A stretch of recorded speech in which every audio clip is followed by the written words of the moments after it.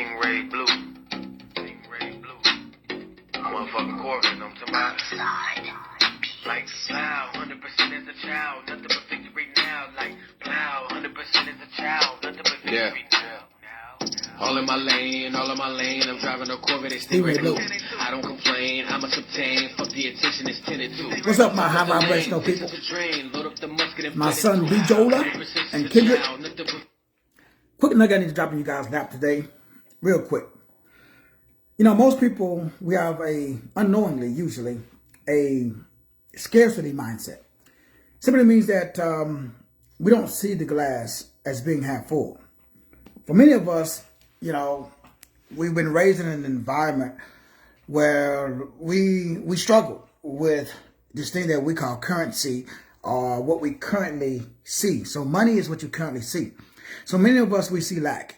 We've raised in a culture and an environment where what we saw was not sufficient for our needs. And so we grew up with a disposition that, because we saw it frequently, it became what we established, meaning it established our intensity. So what you frequently see establishes your intensity. And our frequency, since we see it a lot, What's up, Brother Andoni? What's up, my brother? Since we see it a lot, then that creates a sense of what we call a mental disposition. That is a scarcity mindset. And that mindset, once it's established, is very difficult to create a business or create success with an underlying disposition based upon the fact that you grew up in an environment where you frequently saw. So it established currency. So what you currently see is based upon what you frequently have seen. And since it's frequent, that creates your intensity. That creates your tense. That's a state. So you could be intense. You could be past tense. You could be present tense. You could be future tense, but you're tense. So intense, frequent intense, thinking, training, prospering. That's the mental disposition that's required. So the one thing that the biggest mistake that I've seen, and I've been doing this for a long time, is that we believe that money and life and things are difficult, because for a lot of people they are. And so that establishes a unhealthy belief system. So you must come from a space where money flows to you easily and effortlessly from all directions. That's a mindset. That's a choice. That's a mental disposition. It must be established, not based upon external events, but internal revelation. So it's a mental disposition. It's a choice. Like happiness. Happiness doesn't depend on what happened to you. Happiness is a choice. It's a mental disposition. You must choose it.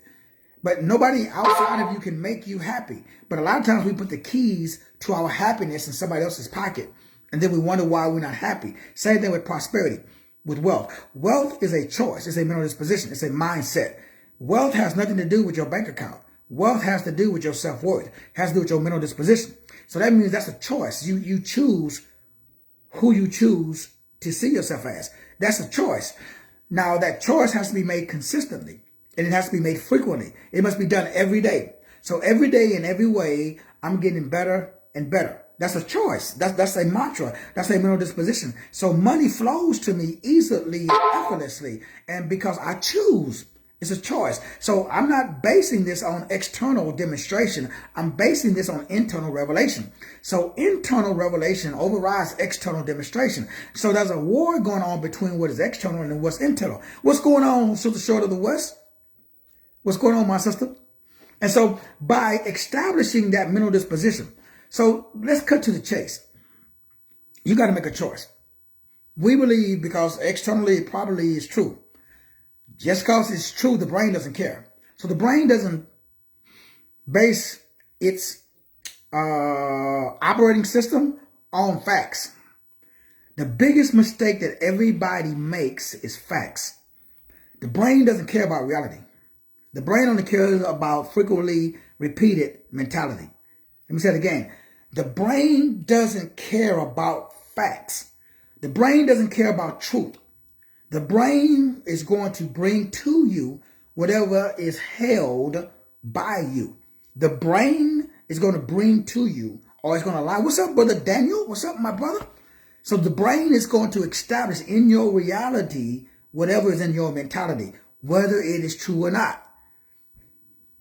Man, when the revelation of that really hits you, you're going to stop fighting and arguing over belief systems. And you're going to start focusing on results. And you're going to establish what is the mindset of the person who has their desire fulfilled. Bam, that's it. What's the mindset? What do you feel? If you are in a space right now, did you wake up this morning and get yourself into the place where all of your desires are fulfilled? Meaning that, can you imagine? Do you know the key to creativity is imagination? Do you know that really you serve the God of your imagination? Oh, you didn't get it? Sister West, you didn't get it? Sister West, you need a little bit of the Stingray Blue, Sister West. Let me give you a little hit of this Stingray Blue. You need a little bit of this. Yeah. Y'all need a little bit of that Stingray Blue. Some of that Stingray Blue. Stingray Blue. Brother Anthony, you know what I'm talking about, Brother? Brother Dan, you know what I'm talking about? Y'all don't know what I'm talking about. Y'all know what I'm talking about. Yeah.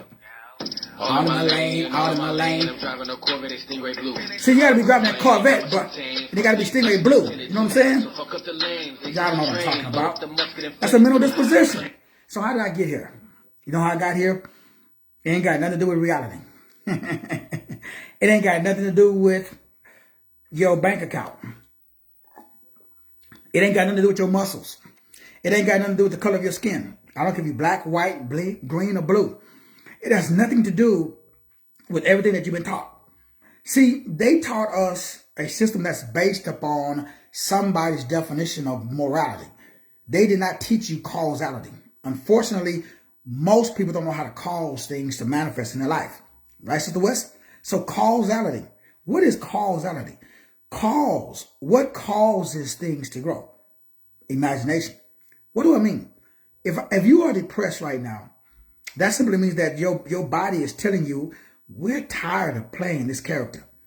That's your body. You're not driving around in your Corvette. You know what I'm saying? That's why you could be depressed. Yeah. Why? Well, you can't see what you want to be. So if you can imagine yourself with your desires fulfilled, how do you feel? Can you imagine yourself driving your dream car, living in your dream house, hanging out with your dream boo-boo, on your dream vacation, with your dream bank account, with your dream relationship with God, with Source? Can you imagine that? See, if you can imagine it, what happens? The brain releases the feeling of it. So if you can live in your imagination, so I serve, if you want that term, the God of my imagination. That just really means Source is all-knowing, all power, all present, all love, all simple. Omni. So it's not based upon me. It's based upon my connection with God, my connection with Source. So I can imagine that I have this treasure hidden in earthen vessels. I can imagine it. I can see myself as an individual expression of God on earth. I can see myself as an ambassador of Christ. So I'm not here to fulfill my will. I'm here to fulfill the will of my Father. So from that perspective, I have unlimited power because I have access.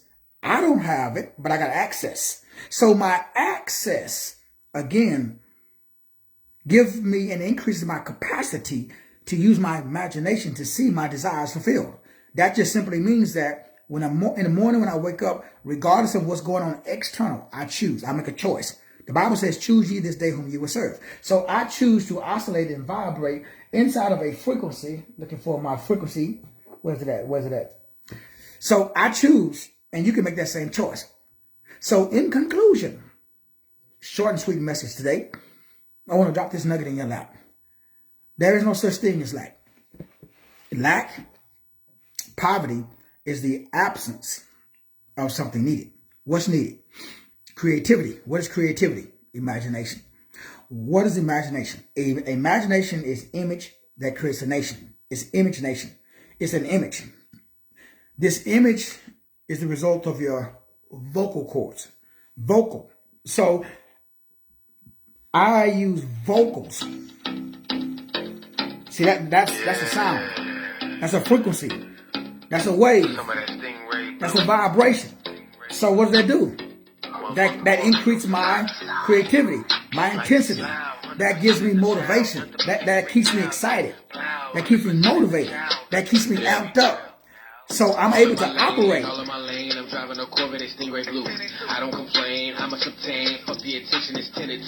Yeah. So when you get in that state, that's a creative state. Now I'm ready. Now I can manifest. So I do, now remember, that's what I do. Everybody got to have a different way to get yourself into a mental state where the glass is always half full, it's never half empty. You're looking at the same events that happen to me, happen to you. I choose to see that event as a lesson, not a loss. It's a choice. Choose ye this day whom. So it's a choice. You must choose, because bad things happen to good people. What do? People talk to me about the event. Nobody cares. Nobody cares about the event.